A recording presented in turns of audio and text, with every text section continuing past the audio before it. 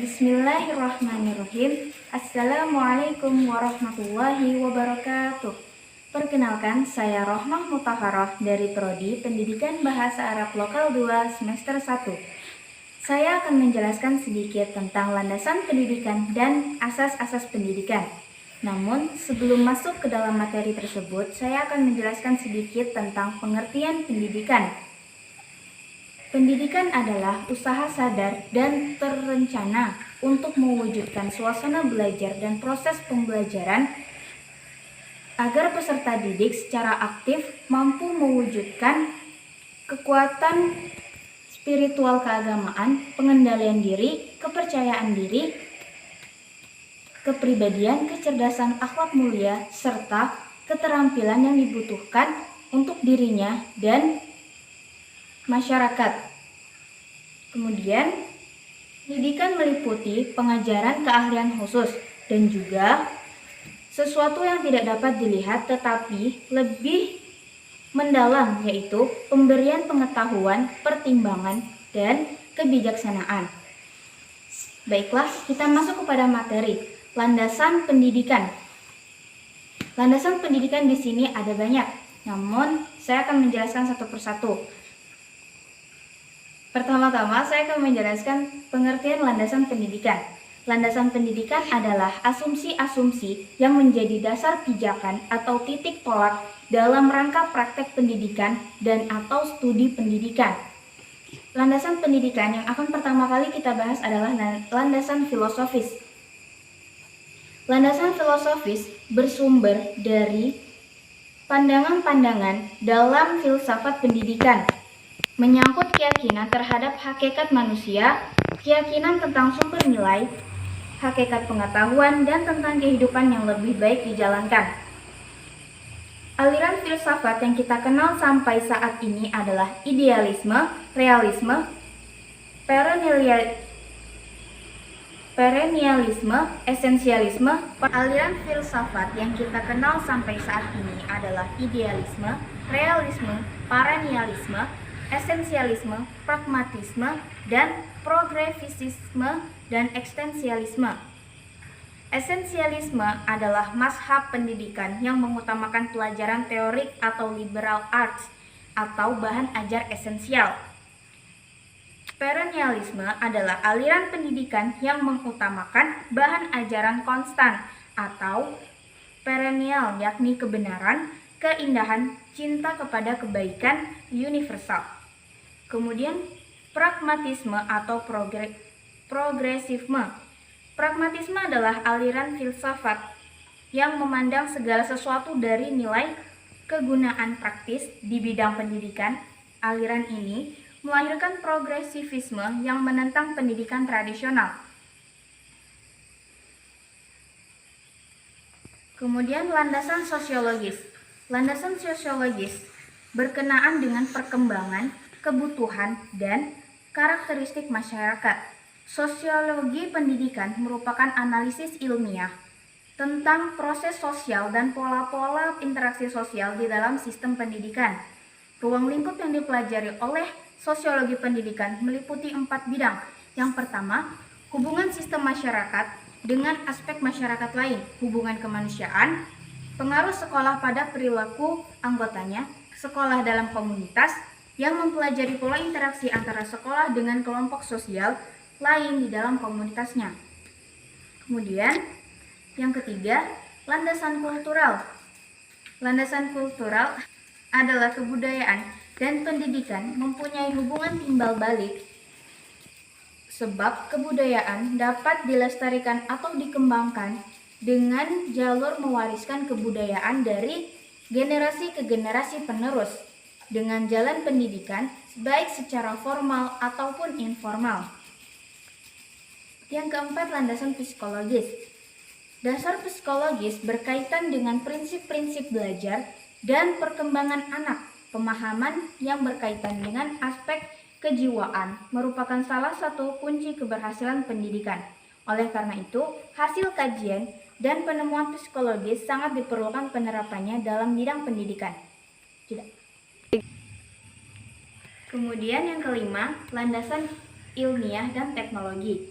Kebutuhan pendidikan yang mendesak cenderung memaksa tenaga pendidik untuk mengadopsinya teknologi dari berbagai bidang teknologi ke dalam penyelenggaraan pendidikan.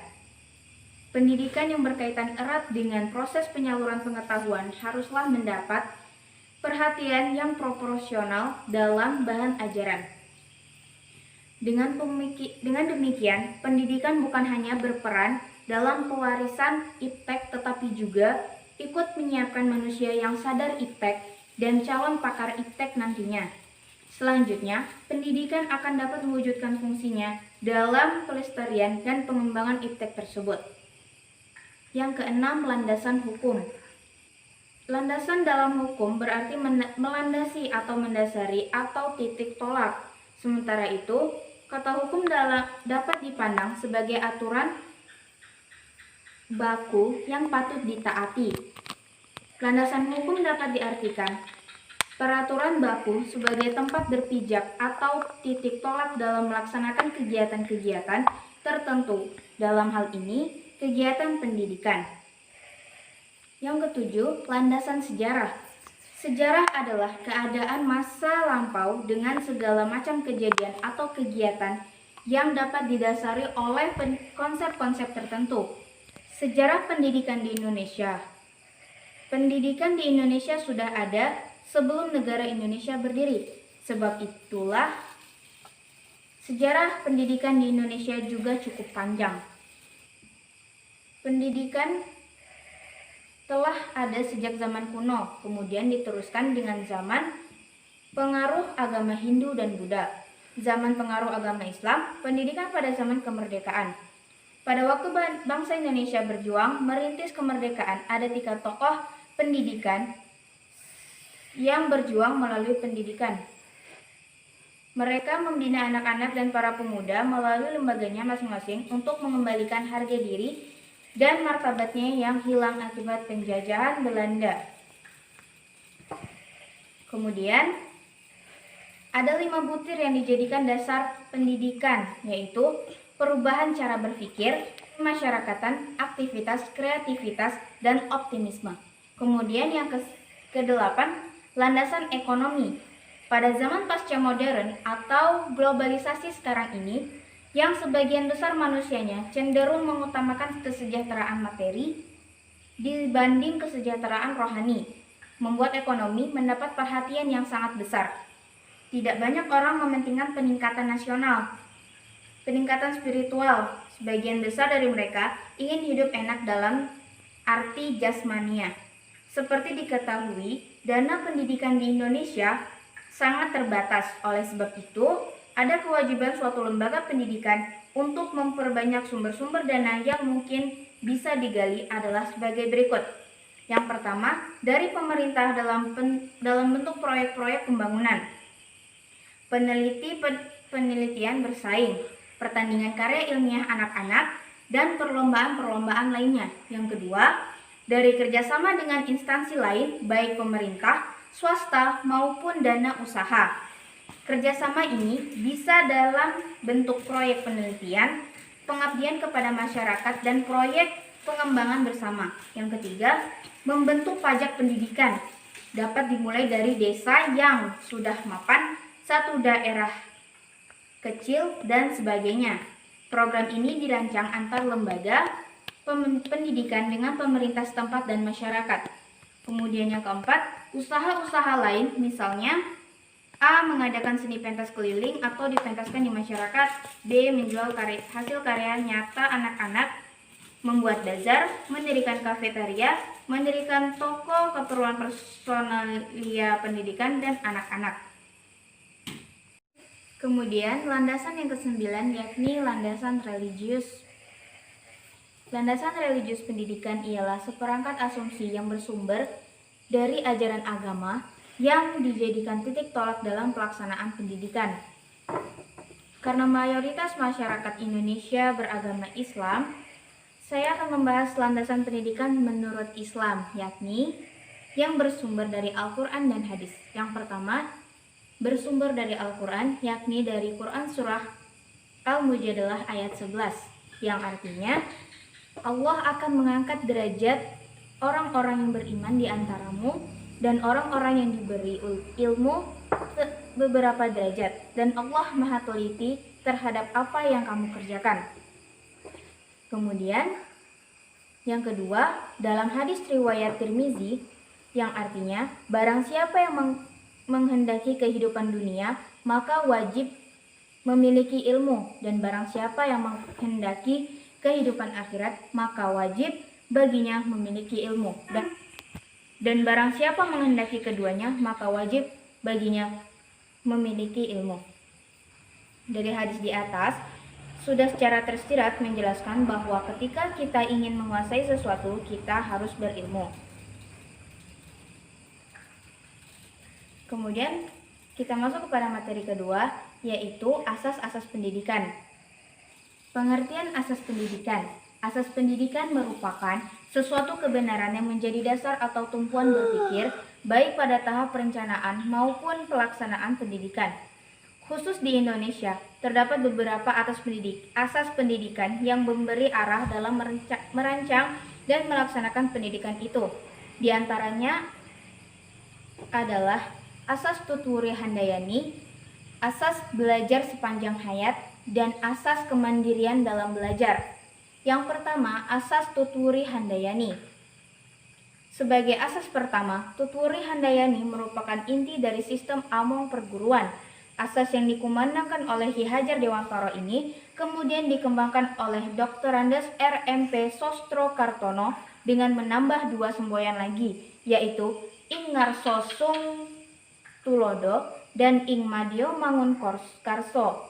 Kini ketiga semboyan tersebut telah menyatu menjadi satu kesatuan asas, yaitu Ing Ngarso Sung Tulodo jika di depan memberi contoh, Ing Madyo Mangun Karso jika di tengah-tengah memberi dukungan dan semangat, dan Tutwuri Handayani jika di belakang memberi dorongan. Yang kedua, asas belajar sepanjang hayat. Asas belajar sepanjang hayat atau lifelong learning merupakan sudut pandang dari sisi lain terhadap pendidikan seumur hidup atau lifelong education. Kurikulum yang dapat merancang dan diimplementasikan dengan memperhatikan dua dimensi, yaitu dimensi vertikal dan dimensi horizontal. Dimensi vertikal dari kurikulum sekolah meliputi keterkaitan dan kesinambungan antar tingkatan persekolahan dan keterkaitan dengan kehidupan peserta didik di masa depan. Kemudian dimensi horizontal dari kurikulum sekolah yaitu keterkaitan antara pengalaman belajar di sekolah dengan pengalaman di luar sekolah.